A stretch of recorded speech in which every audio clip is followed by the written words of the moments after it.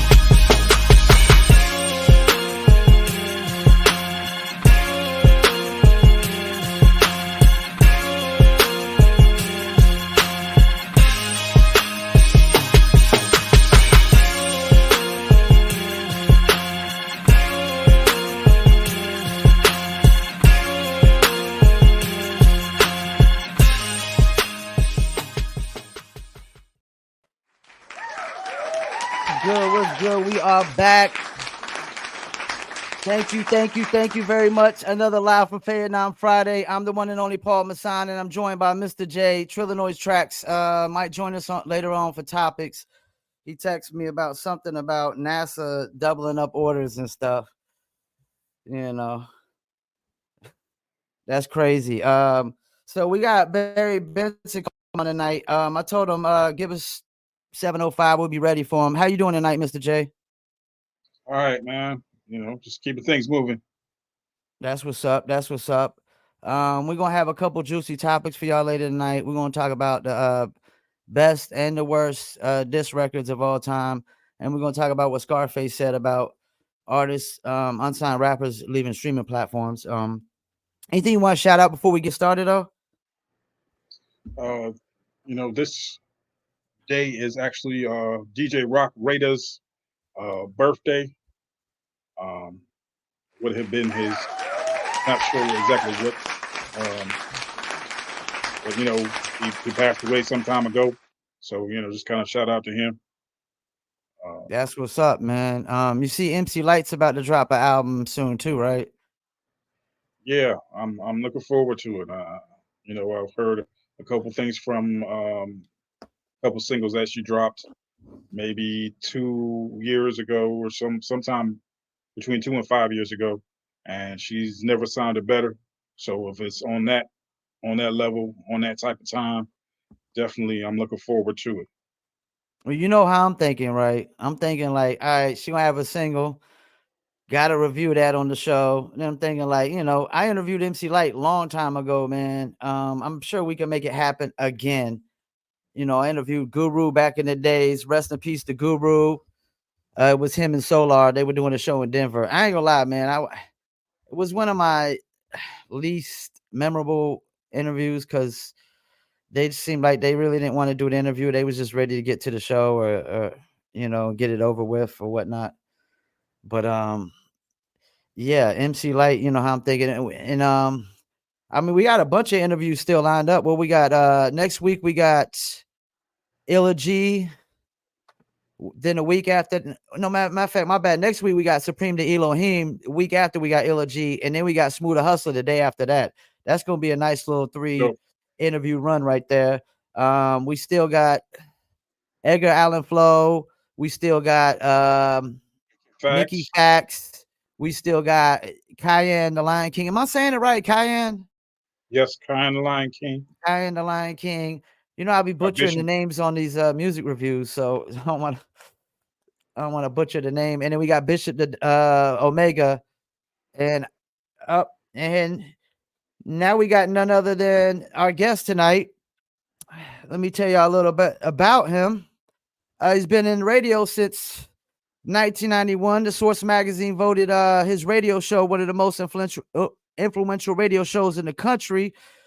He's worked with cats like Organized Confusion, DJ Shadow, Peanut Butter Wolf, Mint Condition, and the great Barry White. Let's bring in Barry Benson. What's up? Barry, what's up? Good, man? Let's get you on. I'm doing good. Let's get you on that big screen. We gotta get you on the big screen. There you go. Okay. What's happening, everybody? How we doing? We good. Right, I got my man, Mr. J, with me. He's our hip hop historian. Mr. J, what's happening with you, man? You good? Good. How about yourself? Can't complain.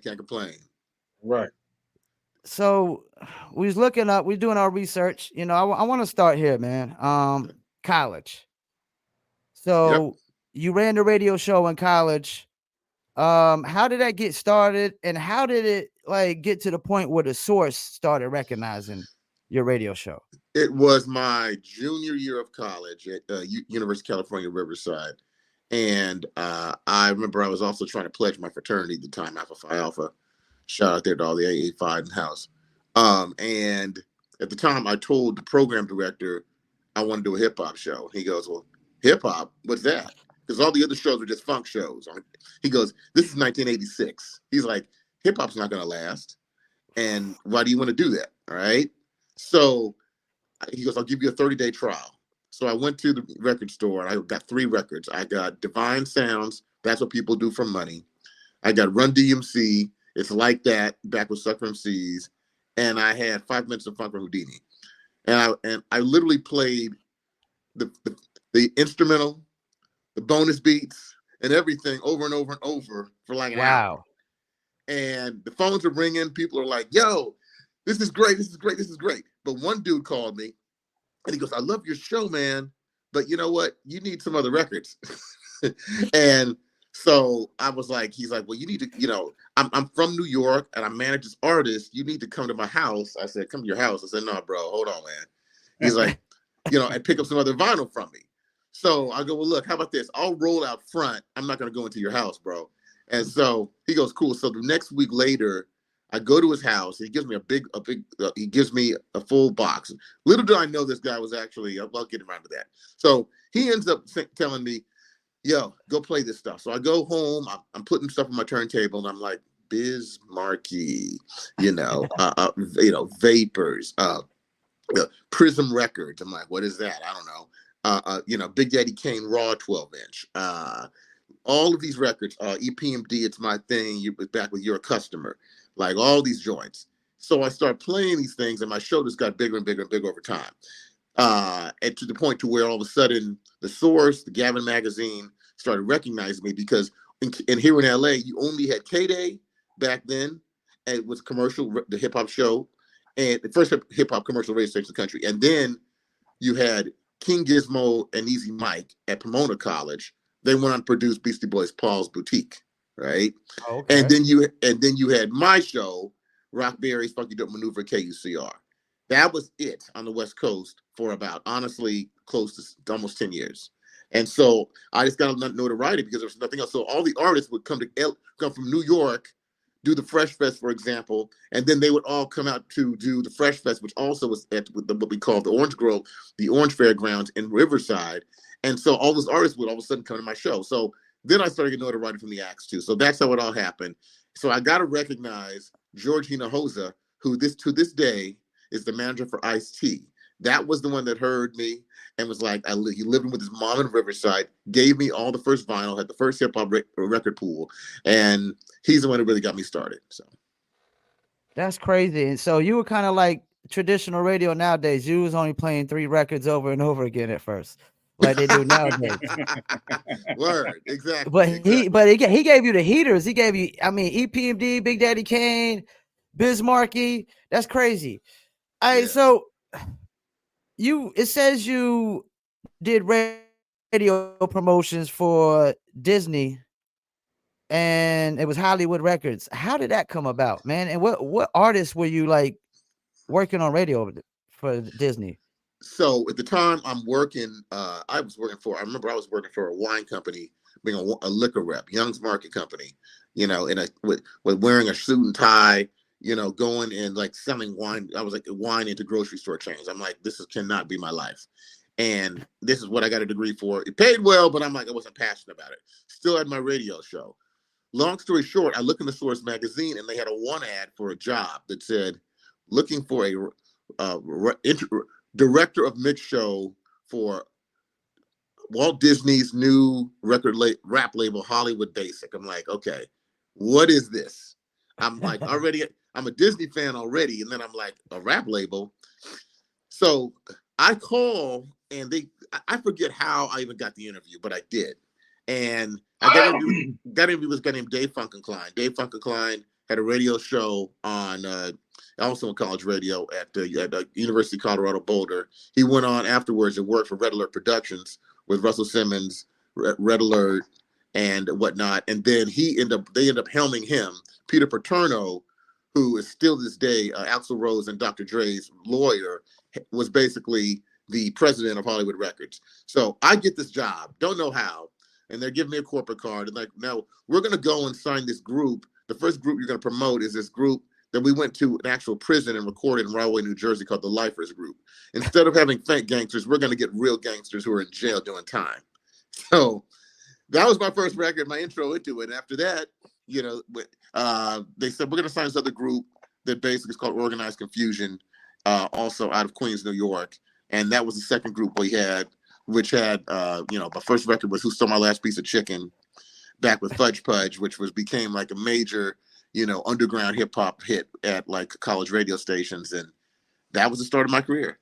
So most people probably don't know Organized Confusion was on a label that was under Walt Disney. Yes. And that's crazy. Like, Yep. it's crazy to think Walt Disney would even sign somebody like Organized Confusion. It really is. It is crazy. It's crazy because we got away with a lot. I mean, in terms of, they didn't really know. We signed the Booyah Tribe, if you remember them too. Oh, yeah. And they're all rolling. They're like Mexican gangsters, right? Yeah, they were Samoan. Yeah, Samoan. Yeah. That's right. So it's crazy. We signed Raw Fusion, which was Money B and DJ Fuse from Digital Underground. We were trying to sign RBX, but let's just say Suge and Death Row had some other ideas. That's a whole other story in itself. I don't even know if I want to get into that.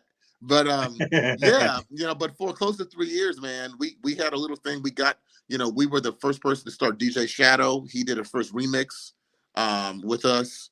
Peanut Butter Wolf, who now has Stone Throw Records, he started his first remix when he had his group Peter Wolf and Charisma. So people don't realize that Hollywood Basic really was a launching pad for real hip hop.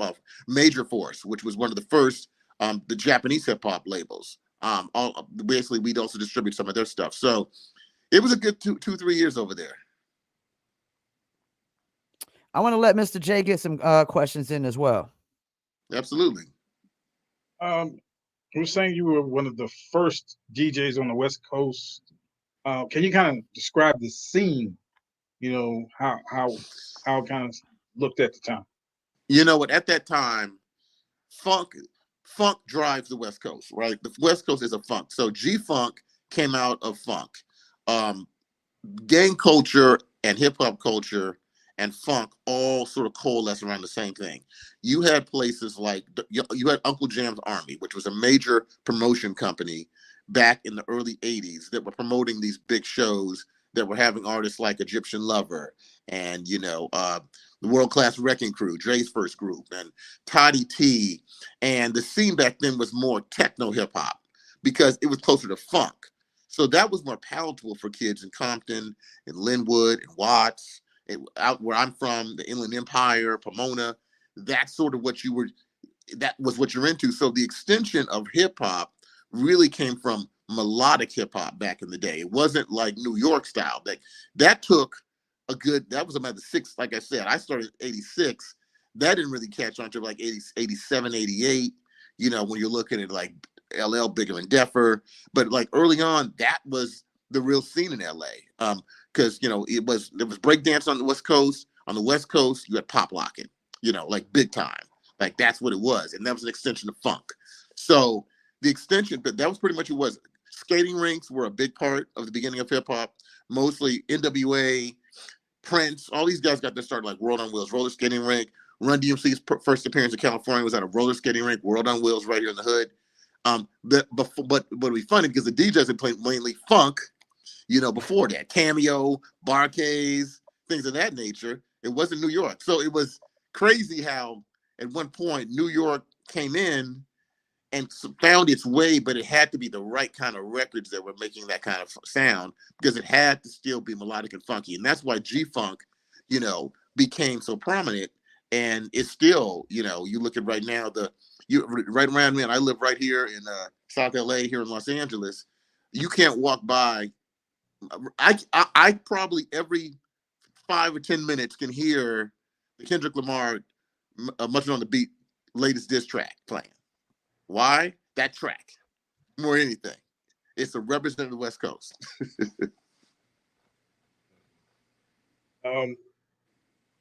You worked at Hollywood Records, A&M Records, and Rhino. What are the kind of differences between labels? What were the things that you kind of noticed going into differences?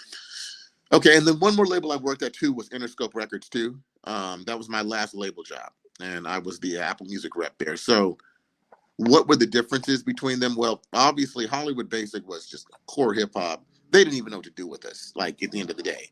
That was early experimental, like really letting artists be artists. One of the group that we had at Hollywood was a group called Zimbabwe Legit.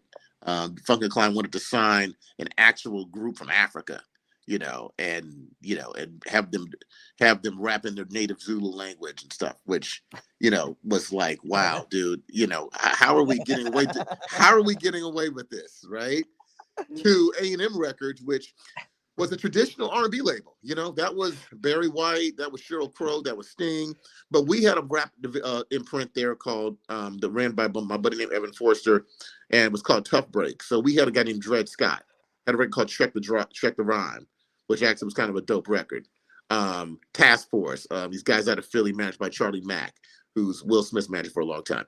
But that was a short-lived thing. But after about 2 years, the president of A&M was like, yeah, this rap thing I'm not really feeling. We make my money off Barry White and Sheryl Crow. So then Rhino came up as a result of, which was a catalog label. A friend of mine I worked at Hollywood Records with, she goes, Barry, you need to come over here and do your black thing. I'm like, okay, what does that mean? So she's like, you need to take the Elektra catalog, the Warner catalog, and any of the black acts. You need to do best stuff and compilations, and you need to pay these dudes again, and you need to record new songs with them and add them on, blah, blah, blah. So the difference there, I was kind of like being able to sort of preserve classic hip hop in terms of doing things like Pete Rock, CL Smooth. We had the Far Side best of. De La Soul recently re-released the project I did back in 2000, De La Soul Live at Tramps, featuring one of the first appearances of Mos Def. So I had the opportunity to sort of archive what hip hop was in the mid to late 90s, what it was back in the 80s, because we had sort of made such a shift.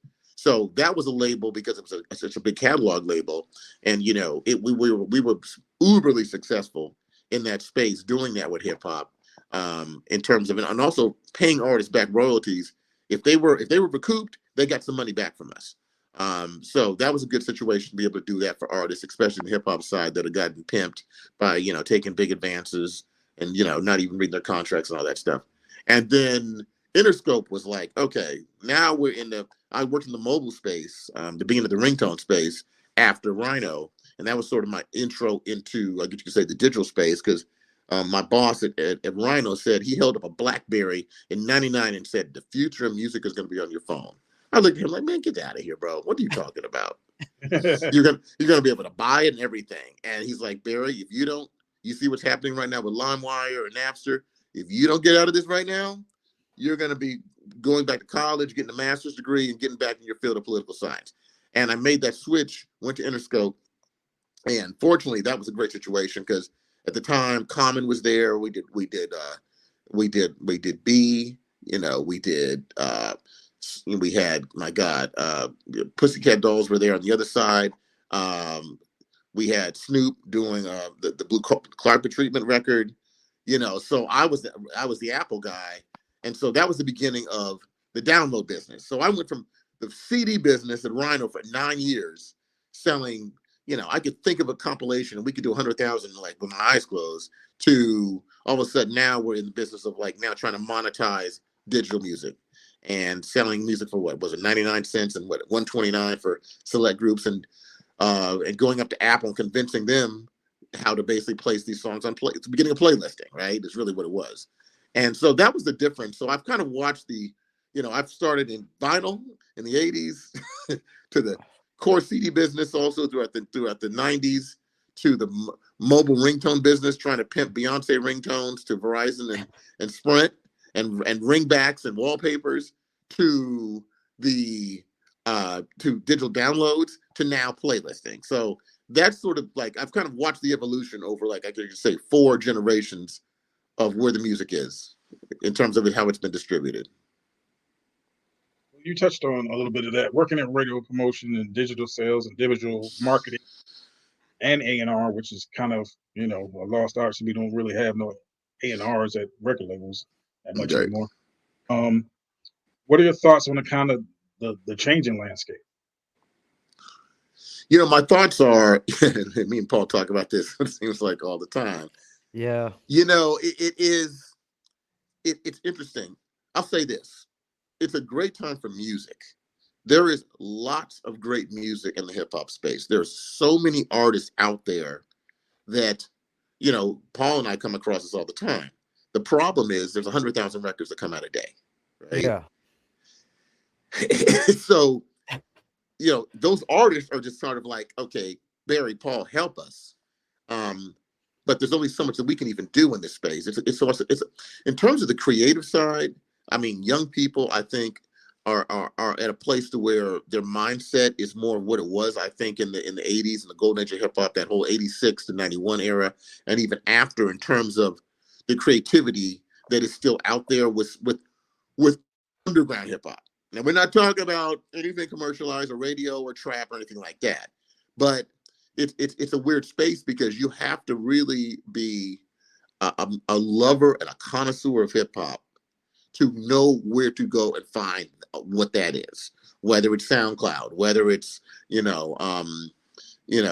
whatever place might be where whether it's Snapchat a few years ago, but for younger people. So I think music discovery is at an all-time high. I don't think that's going to change. If you're a fan of a sound, big time, you're going to find it out because you're not a passive listener.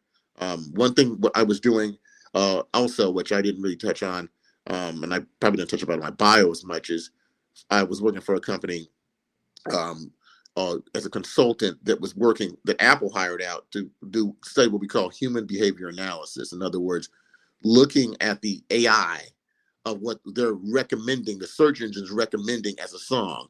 If you love Drake, you're going to love Kendrick. And basically going in and literally filling in a Dropbox explaining why that's not the case, right? And so now I think you have these sort of search engines so sort of fine-tuned based on the fact that if you are a real fan of music, it's going to come to you that way. And I think that's probably the only thing I really like about AI. But that's where I think where it's really, for people that are like, screw this, I'm tired of radio. I'm tired of trying to sit and listen to the same record every few minutes because we know radio is pretty much driven by advertising. That's kind of where I think it is right now, for the most part. The one thing that's missing though is seeing artists, shows, these festivals. I think that they've gotten too exclusive in terms of trying to expose new artists. A lot of the ones that Paul and I work with, I get more artists asking about how can I get out there and be seen. Like, taking care of my YouTube and all that stuff is great, but they're looking for booking agents. They're looking for how they can get into local clubs. The things we talked about earlier about having, the roller skating rink back in the day, the small club where you can do, freestyle sessions, like all that stuff. With Project Blowed, where Farside got started here in LA, a vitamin store that just did artists could go and just freestyle, and those things are lost. And the grassroots promotion. Grassroots, yes. Correct. And we had DJ Chuck T on recently, and he was saying that we got to get back to that because we're talking about trying to get back to physical product more and make it more exclusive. So we got to get back to the street teams and just the flyers, the posters, stickers everywhere. I got another question for you. How did you end up on the Big Daddy Kane Unsung documentary? Okay. So this goes back to my there's a gentleman by the name of Frank Williams, who's a frat brother of mine. Frank has been a producer ever since he was in college, of shows, a lot of BET shows, Who Shot Tupac. Recently the Freaknik documentary, actually. Okay. It's done by him. You probably want to actually have him on this. But Frank called me up. He's like, "Hey, Barry, man, you're over there at Rhino, and I know you did the Big Daddy Kane project. You did the Best of Zapp and Roger. You've done a whole, Best of Keith Sweat, Anita Baker, blah blah blah blah. But we're gonna do a show on Big Daddy Kane Unsung." And he's like, "I need you to come on here to speak from the guy from the catalog side," and that's how that happened. And it's funny how that show honestly ran for like 10 years.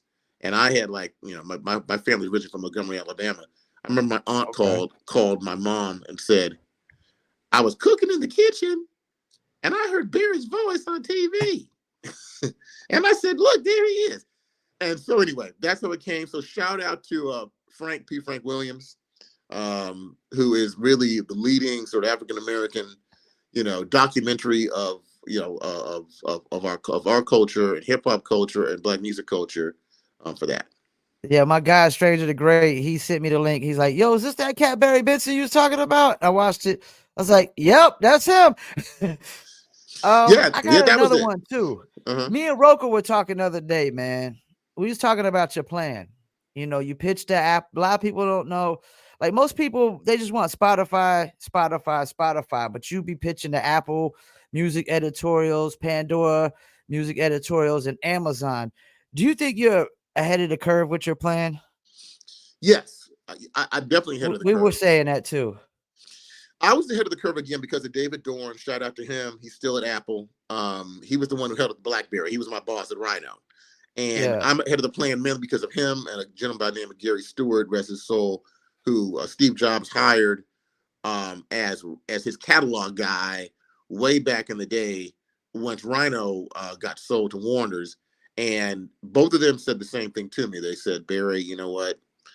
Your job right now is to keep learning what's next in this business because it's only going to go forward and it's going to go quick. The technology is going to go quick. Yeah.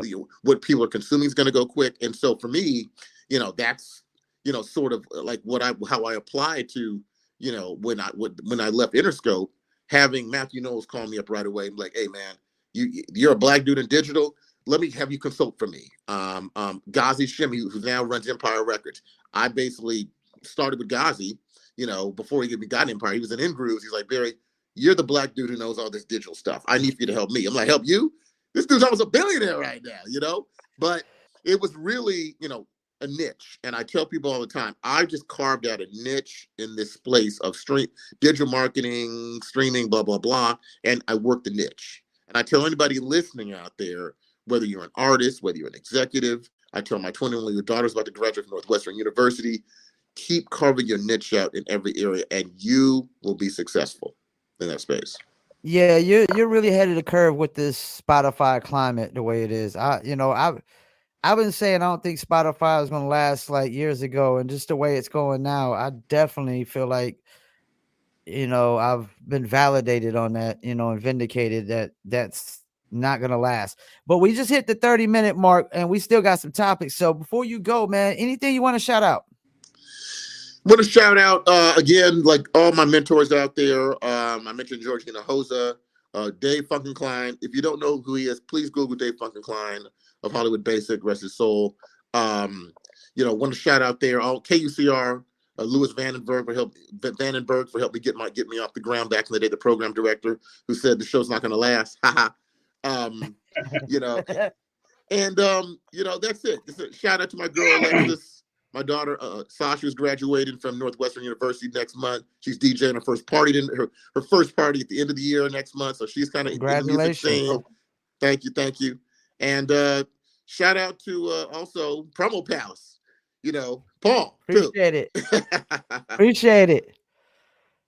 It definitely shouts out to you because you, like, a lot of people don't know, you the cat that set up the Lenny Williams interview for us. And, I think that brought a lot of credibility to our show when we interviewed Lenny Williams because, a lot of people's parents were making babies to Lenny. Okay, well, it's my pleasure. If anybody else I can help you with, please let me know. Well, we appreciate you coming on. Anytime you want to come on, man, please do, man. And make sure y'all follow Barry on Instagram at barry.benson.75, man. That's and good. If y'all need Apple Music, Pandora, and Amazon editorials, I'm gonna put his contact. Is it cool if I put your email in the comments so they can go right ahead? Yeah, go right ahead. We're gonna do that. We're gonna make sure we're gonna put your email in the comments so they can hit you up and whatnot, man. Cool. Well, Paul, I appreciate it, man, and pleasure to meet you, my brother. Definitely great to meet you. All right, Barry, man, enjoy that California weather, man. Okay, guys, have a great weekend. Peace. All right, peace. Well, that was a very good interview. I mean, damn, Barry's he's done a lot of things, yo. He's worked with a lot of people, man. A lot of names I heard shouted out there, man. But we about to get us some time. Who we got too? We got John Jones been tuning in. Peace, Barry. Thanks for what you done and do. He said earlier Dred Scott was dope. Can't hold it back, nothing to lose. RIP, Charisma, and Samoan. This is a raid. We're talking about the Booyah tribe. and Mhm. whatnot. So we about to get into a quick Dizzle break, and we're gonna be right back. Tropical drink. Are we drinking? Me and my team, whenever we link up, they wanna be drink up. We sit down and relax and have few glasses when there's things to think about. Like I'm nice with the bars when I tend to the bars and I'm not talking drink ups. So tell the bartender that's tending the bar to please pass me a big cup up. And tell that waitress is waiting on us to put a little ice in it. Now watch the ice become weightless like the spaceships that I be sitting in. No wait and listen, no they're waiting for that tropical twist that'll tickle your taste buds. Now taste some. Yo, I insist it's the Drizzle.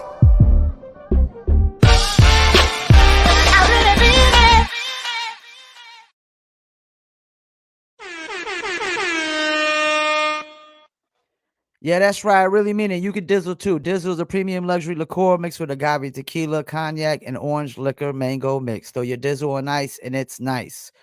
If you want to order your very own bottle or bottles, go to dizzlebrand.com. We also got the Dizzle brand merch, t-shirts, and more. I ain't getting no text back from Trillinois, so it look like me and you gonna have to hold it down with these topics. We held it down last Friday with the Chuck T, and that was a very, very great interview. We still getting a bunch of traffic off of the post, thanks to Chuck T schooling me on that Instagram collaborator thing. You familiar with that, Mr. J? Yeah. I didn't know much about how that worked. It's definitely dope. I see a lot of the comments. I see a lot of traction still from that whole thing, and definitely posting it up where I can, different places, and still getting a lot of views and hearing a lot back from it. And people had a lot to say. Definitely, artists had a lot to say about what they felt about different things about promotion and what they feel the artists should be doing and what they feel the DJs should be doing and record labels, so on and so forth. So I expect to hear a lot more even going forward. I mean, they could get in their feelings, man, but like I look at it. I mean, we just had Barry on. You heard you heard his resume. We know Chuck T's resume. Shouts out to Vinny Dangerous Official Music for tuning in. He said it's helped me grow on Instagram too. Link on my podcast to the main page. John Jones with another one. Yeah, like they could get in their feelings, man, but like, the game is the game, man. We don't make the rules of the game. You just got to navigate through them, around them, or whatever. I said, I always say, play the game until you can change the game. All You right, got to figure so out what that looks like. let's get into the first topic. What is the best and worst diss records in hip hop history? Of course, I'm gonna have you start. You can start with your best or your worst. It really doesn't matter. I got a little list over here myself. Some of my favorites, Real G's from Easy E, Dollars and Cents, Second Round Knockout, and the one that basically started this discussion for me was the one that Questlove said he didn't care for, which was um, the Tupac joint. So Oh, I don't. okay. Yeah, I saw that. He's taking a lot of slack on the internet for that. Like, so okay, so what'd you think about that? I just thought it was interesting because I'm like, okay, well, everybody's got their own their own feelings about it. I just felt like that was probably one of the hardest ones. The very hardest to me was No Vaseline, but I think that's one of the hardest ones because of what it started. You know what I mean? Or because of what they said it started. You know, whole East West thing or was perpetuating. Um, but with him, I guess he's looking at from like a more um, musical standpoint. Like it didn't really capture his imagination, but I think it captured the imaginations of a lot of people. You know what I mean? Um, But it's just interesting that he would take that kind of, or have that take on that particular song. So I mean, I ain't gonna lie, that's not on my list of best, nor is it on my list of worst, but I don't know. I mean, I don't really did he say exactly so what did he say why he didn't like it? He's exactly. I didn't really get more into the specifics of it. Well, here's what the blurb basically said. Um, it basically said, "Dude, you're rhyming over smooth jazz dinner music. Luther Oh, Vandross so could it was the sing." production. It was the production that he really wasn't feeling. So, like I said, it was more musical for him Yeah. than, I guess, the particular lyrics and how hard he was trying to That's get it.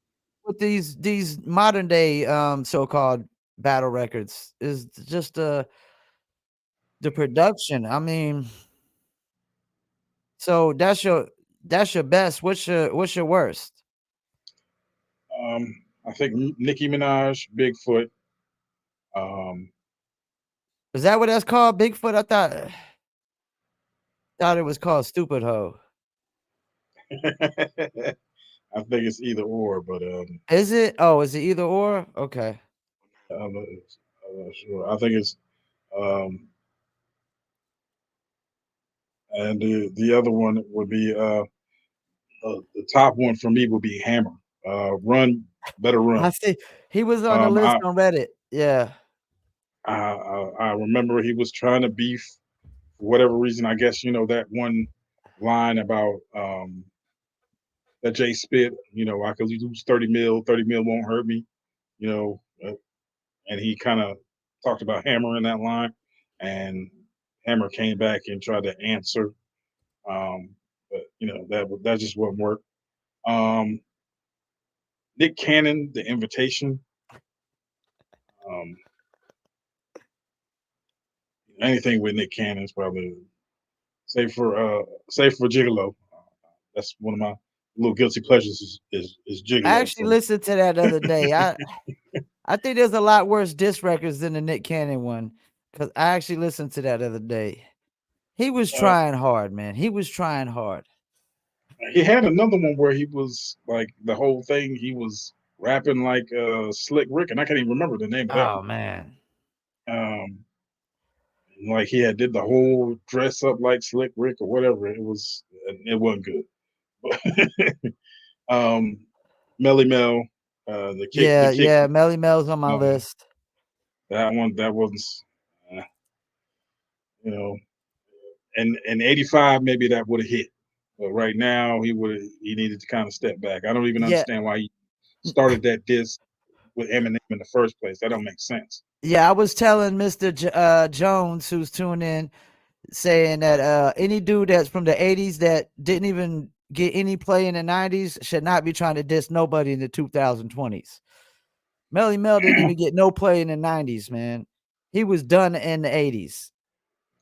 I mean, the whole point is, say you're a pioneer. You don't need to put yourself on that level. You know what I'm saying? It's not even a question of where your status is in the game. Yeah. You know what I'm saying? You can't be judged on the level of somebody else who was selling records. You were there at the beginning of this. Yeah, you were, yeah, You you were, made your yeah. bones. It don't make sense to diss anybody who's been out. And saying clown posse. Oh Um, yeah, they were number one on the list I seen. Slim Anus. yeah, Slim Anus.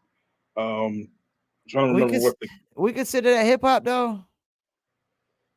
they're rappers. They're rappers. I mean, Okay, okay. they're you know what I mean. See, I think that's the problem now, man. Everybody that raps were considering hip hop, man. But I thought hip hop has certain elements to it, and if you like all those elements are missing in your raps or just your everyday lifestyle culture, I'm like, I almost feel like rap culture should be separated from hip hop culture nowadays. You know what I'm saying? Does that make any sense to Yeah, you? yeah. I'm 100% with you. It's like I said, like we had the discussion last week. Difference between rappers and MCs. You know what I'm saying? A Yeah. lot of rappers, very few MCs. It's commercial versus art. You know what I mean? So you know, and they're the cats that kind of, I don't know, they did a track with Method Man one time. They've done a track with some other, you know, actual hip hop artists. You talking about Insane Clown Posse? Well, we know Tech Nine blew Yeah, up on their tour too. Tech Nine opened up for them. but I You mean, know, they're almost like they just got a cultish I get following. it. They're Saying almost the like hip hop. Juggalos, They're just like got a you know, gimmick. yeah, the Juggalos and all that stuff. They have a very cultish following. So Oh I yeah, don't know. they got a cult following. Yeah, big time. Um, and the game track. I'm trying to find the game track. Which Where he one? did Eminem. I don't even remember that. That's got to be one of the worst because I don't even remember it. Yeah, man. And the whole point with him in that track is the problem is that he's trying to do basically what uh Snoop did by accident. You know what I'm saying? Snoop was basically What's naming his that? five, you know, and he didn't put Eminem in that top five. And Yeah. he wasn't slandering Eminem. He was just saying, look, I'm looking at these MCs of my era and the people who I was influenced by, and you know, I didn't put him in it. He's But not my top five either. So the reaction from that basically was, okay, you know, they had this little beef, but then they pieced it up, and then they did a track together, and that's what the game was trying to do. He was trying to, you know, put that out there.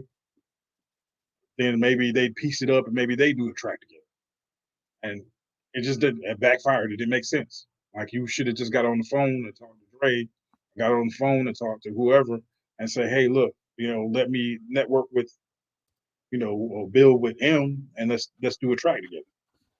So it didn't make sense. all right, so I got I don't.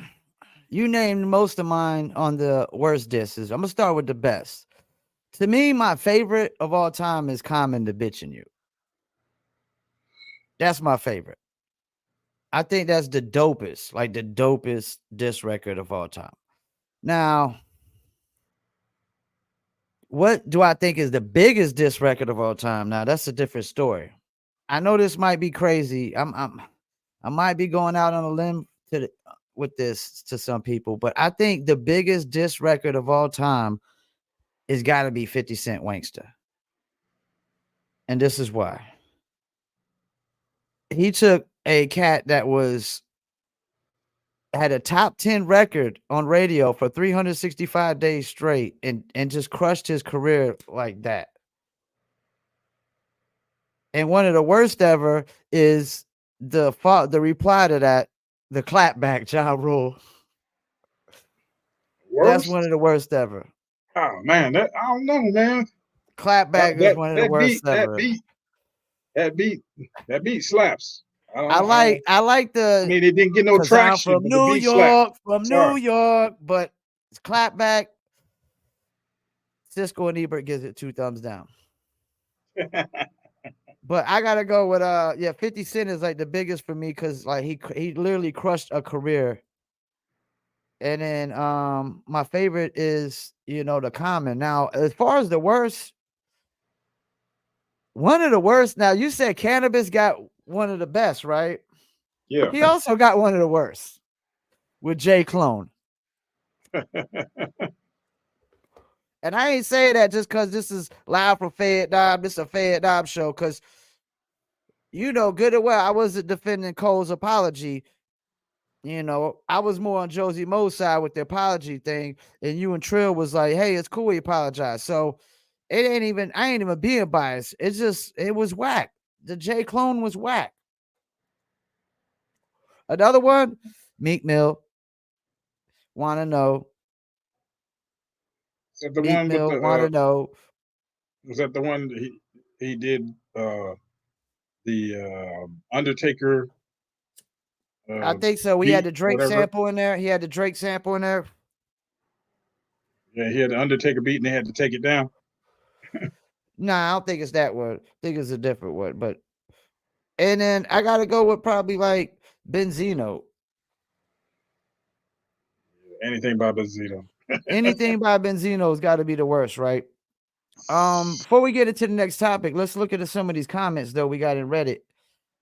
We got, let's see, so we put this main topic in. I didn't do the Scarface one.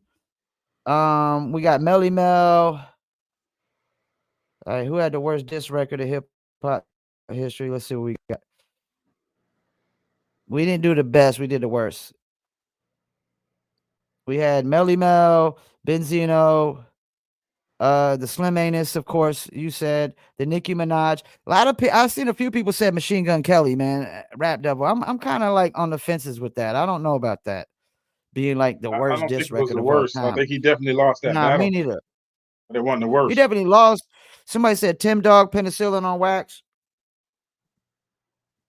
I don't know who he was F. dissing it Compton. at. You had MC Hammer, Benny Siegel, How Can I Kill a Jigga Man? Yeah, I don't even remember it. It was probably Heard that one. I'd have to go back and listen to that one. Uncle Luke. It's hard to Uncle say. Luke, Pussy Ass Kid, Pussy and Hoe Ass Play, whatever that is. Of course, somebody said Ja Rule Clap Back, another Machine Gun Kelly, Melly Mel. And Luke dissed Kid and Play. I is know that he who it dissed. was? Oh yeah. You know that was whack. I remember he dissed Dr. Dre and Cowards and Compton, but I still like Cowards and Compton. So Lloyd Banks, What Goes Up? The track did damage to Murder Inc. So I'm guessing that's one of the best.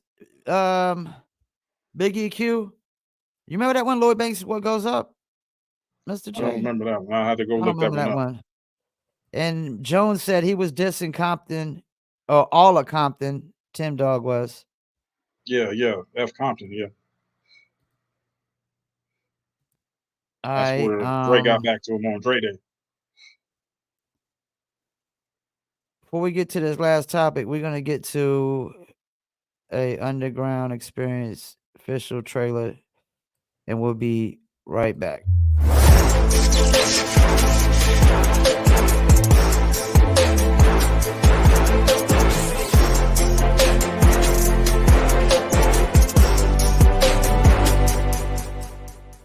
It's gone from it being kind of gate kept to being kind of closed off to now it's wide open. You know what I mean? Like from city to city, even state to state, it's wide open. The artists can really control their own destiny now.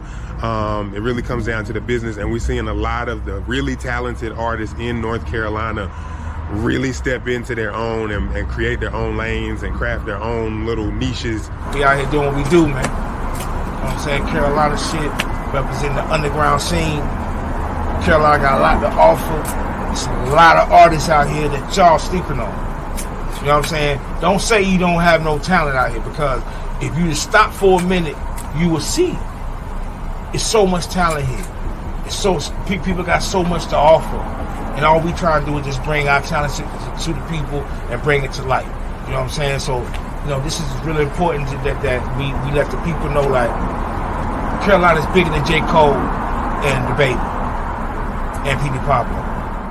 All this cash, see the speakers blaring, the people staring like, where you get all that?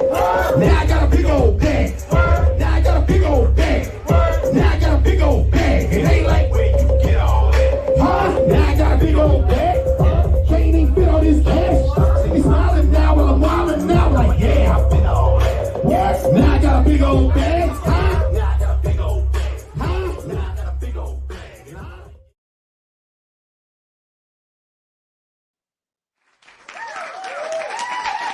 Thank you. We are back. That was the Underground Music Experience official trailer. And Mr. J, man, that's your baby right there, right? Yeah, man, we're still working on it. We're still cultivating interviews and getting everything together. Like I said, in the next 2 months, I'm getting ready to start working on basically putting the soundtrack together. So I'll be trying to get back in the studio and trying to get different people together so we can go ahead and get this thing moving. I'm also kind of debating a companion piece as far as the book, because it was basically started from me doing interviews with, hip hop artists from Czechoslovakia to California to the Carolinas. So um, I may be trying to get a book as a companion piece to that too as well. So we're trying to keep everything moving. Well, after I did my interview, that's when I decided I had to start working on the No Turning Back documentary. I was just like, yeah, man, I gotta. It's gonna take a while, but I had to record a little piece for that. It's probably like the most vulnerable piece you're ever gonna see from me, and then after that, it's no more. And I'm gonna get some insight from other people. Just have them come in and like tell like how they met me and just things about me. All right, so I'm gonna play this audio for our next topic. Trill told me to see if I could put the audio, download the audio to play. We got a little Scarface audio. Let's see what we got. And manipulated and controlled by people that don't look like us. Yeah. They put From, your ability Curtis King. to We need watch to get him on the and show, read too. lyrics behind a paywall. Ain't no money in the streams for us, but it's money in subscriptions for them. They got more control over your release date than you do. You ever think about that? DIYers, 7 months ago, when I decided to take my music down from streaming, I got crucified in a way that I had never experienced in my years of being on YouTube. I've made videos that went viral and people were against it, but for some reason, it really struck a chord with people that I said I don't feel like my music should be on streaming because of the devaluing that it represents of the very thing I work so hard on, that I spend so much money on equipment for. But it wasn't until I just could not let the thought go in November of 2023, and I did it. Best decision I made. I went direct to consumer. And in the process of this, I started to see so many of the OGs start to echo the conversation. This is not an I told you so post. This is a I hope that you understand where I was coming from, even if you didn't understand it at the moment. Scarface, legendary Scarface, had an interview recently where he sat down and he kind of expressed some of his issues with streaming and why he feels like certain artists should remove their music from streaming. I didn't think I was going to hear this, but let him cook. It seems like the whole culture is being dumbed down. Believe that. Now, I want to be as offensive as I possibly can when I say this again. The culture is being so dumbed down and manipulated and controlled by people that don't look like us. Yeah. All right? White folks. So these motherfuckers don't look like me. They're not creators of this culture, but they want to control it. Believe that. And dictate who come in, how they come out, the stream. We don't stream, man. We buy records. We ride this shit around in our car. That's right. You know what I mean? Like I'm from there, but somebody can take hip hop from us and alienate us from it.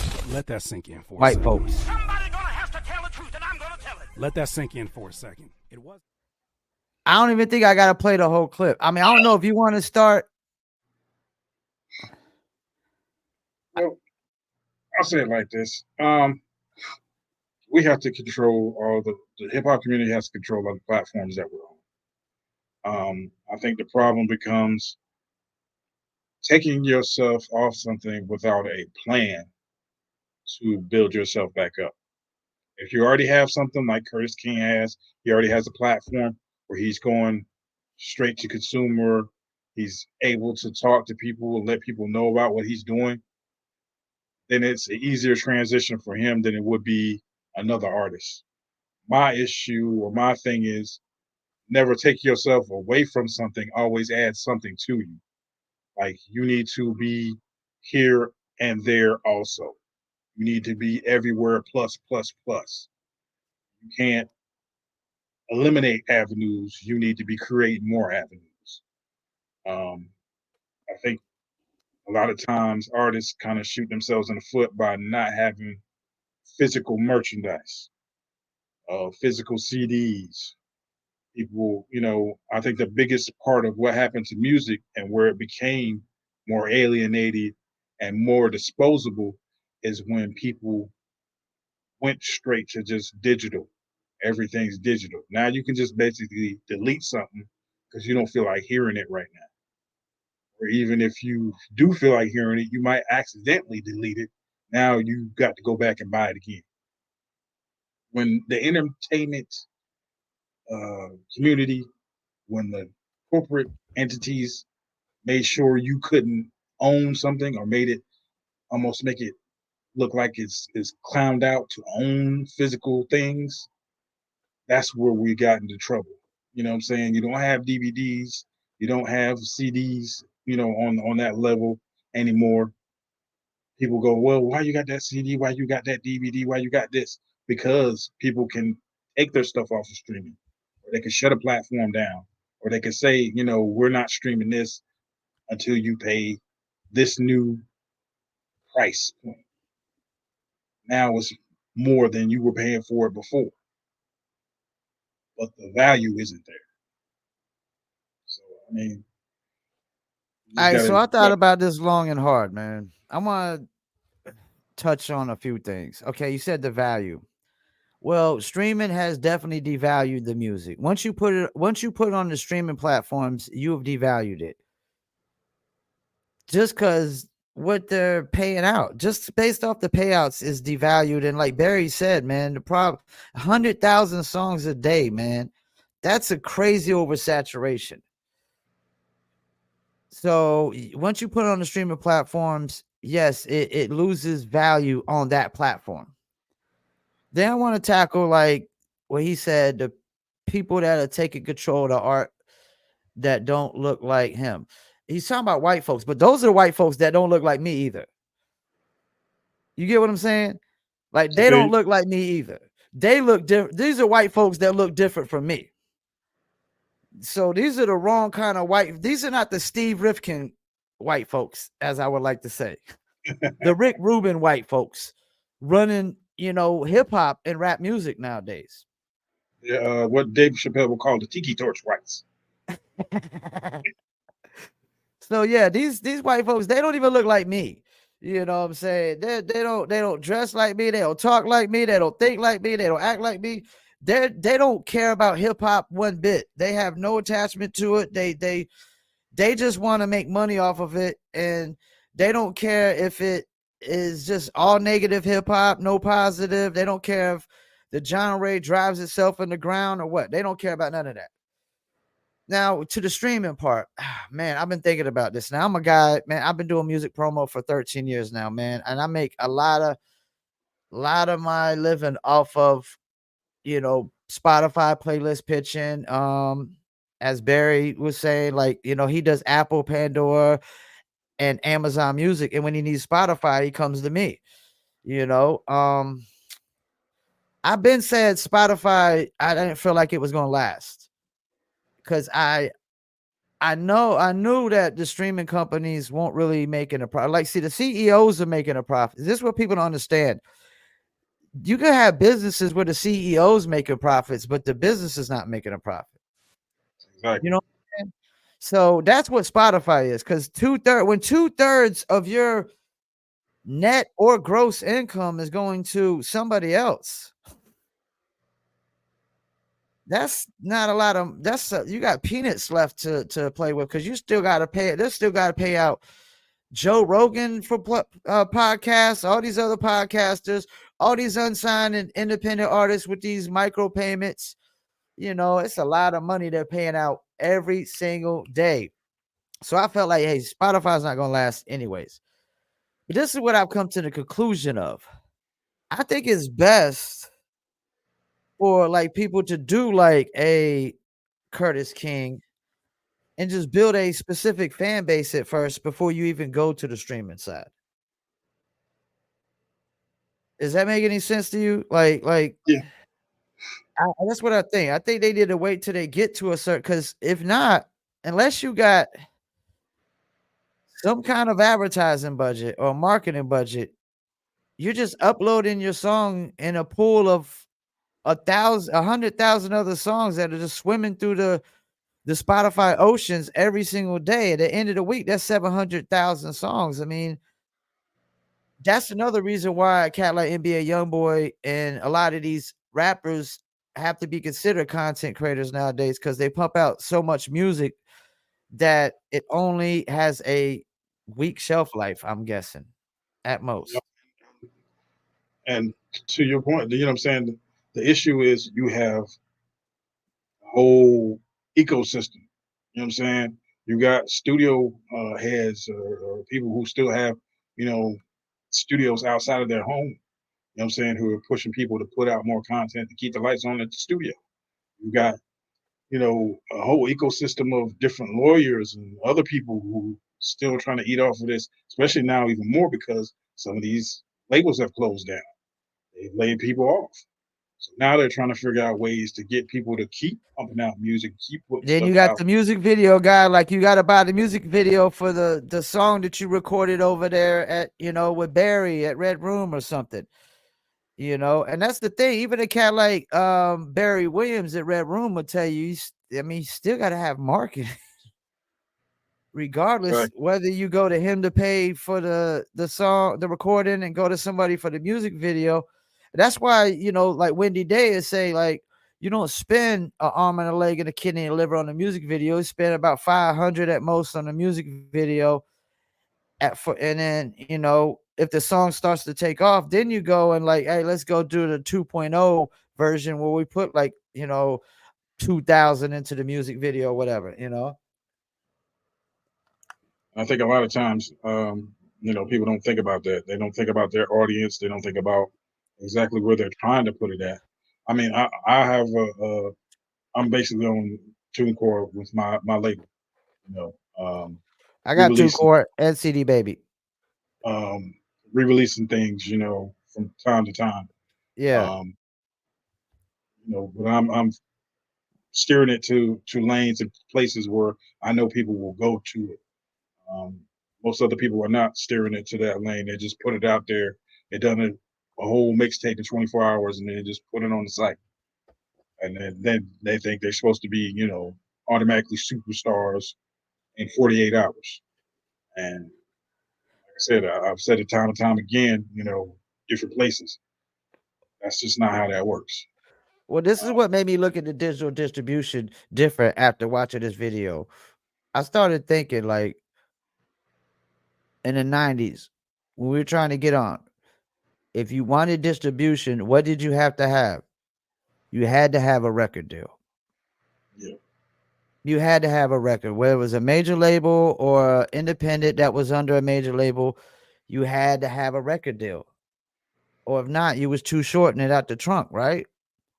Exactly. That was it. Too short out the trunk, or you had to have a record label deal, independent or major, and then you had distribution. Now, we've convinced people that you don't need no kind of situation, no kind of rollout when you distribute music. Just throw it out. Just throw it out there. Just put it out there.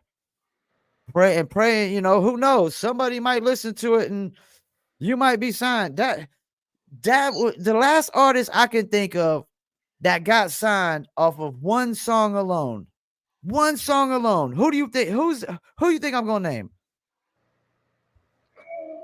I would probably think about last person I can think of is Takashi. That's the last person I can think of. Who? Last person I can think of is Takashi. He got signed off of one song only. I think so. I think the last person I could think of, did he come out before Bobby Smurder? Yeah, I think he was out before. I think he was either out I think Bobby Smurder kind of got a little signed bit off of before one or song. around the same time.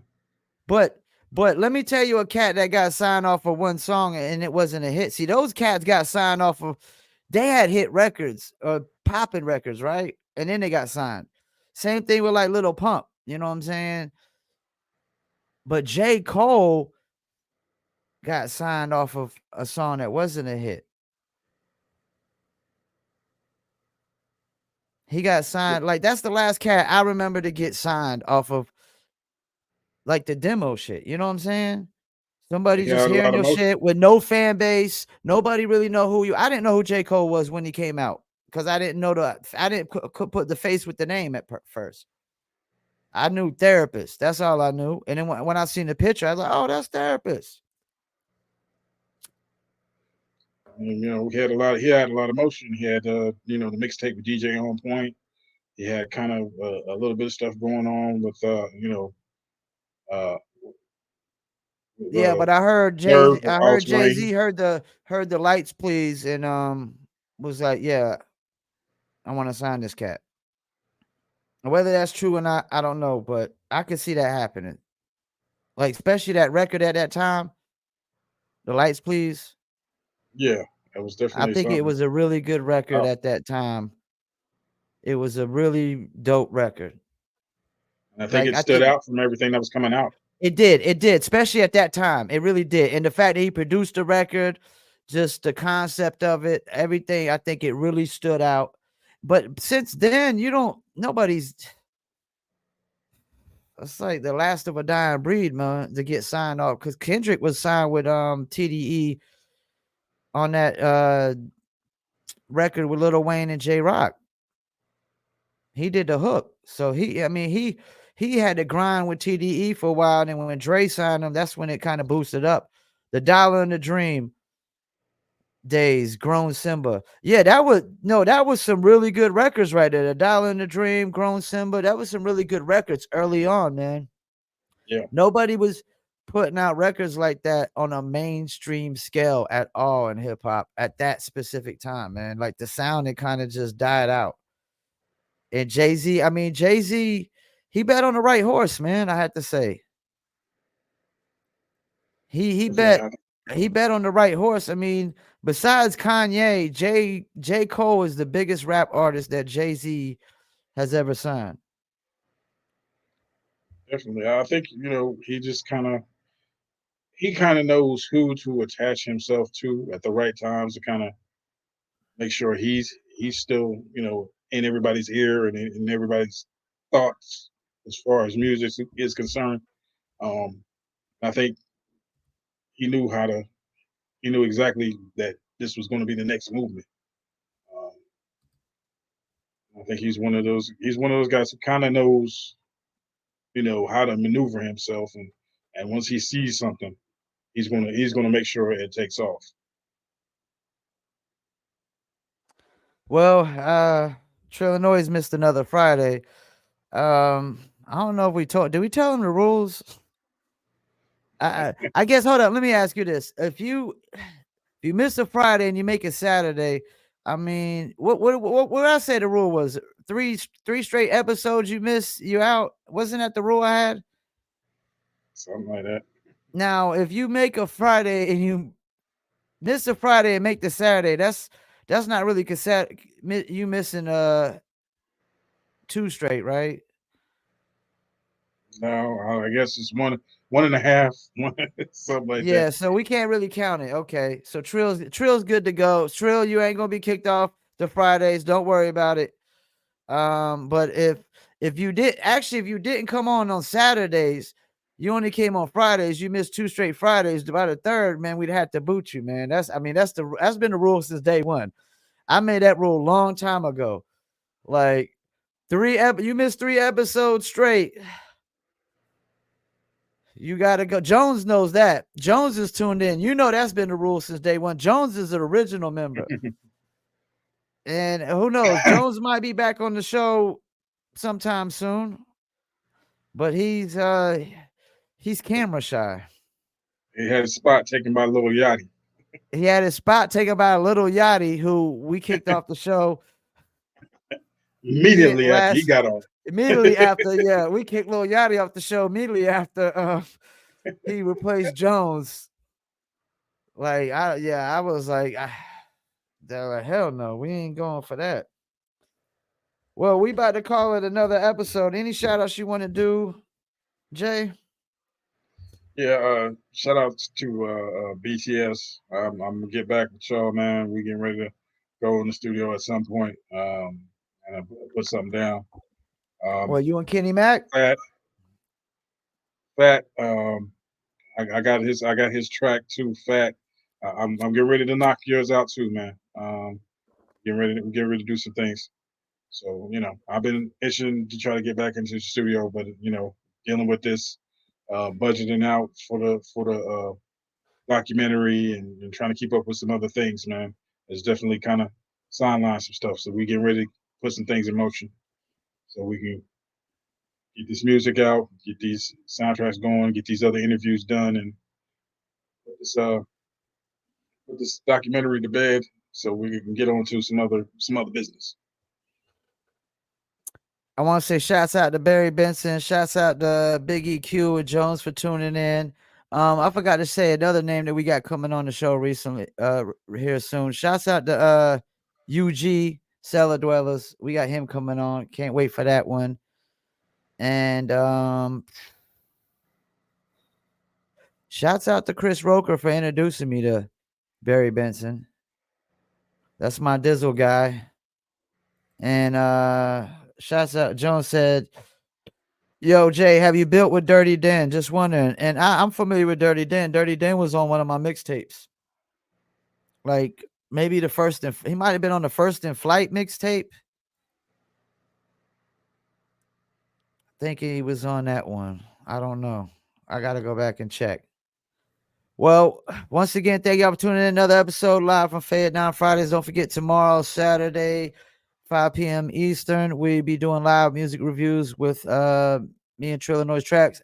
We don't got no interviews tomorrow, so, man, I mean, it's up to you if you want to come on tomorrow, Jay, but yeah, we ain't got no interviews locked in. We'll just be reviewing music. But I think the week after we got, I don't know, we got somebody the week after. I know we got Smooth the Hustler coming up one of these Saturdays, and we got UG from Cellar Dwellers one of these Saturdays too. I gotta check the dates.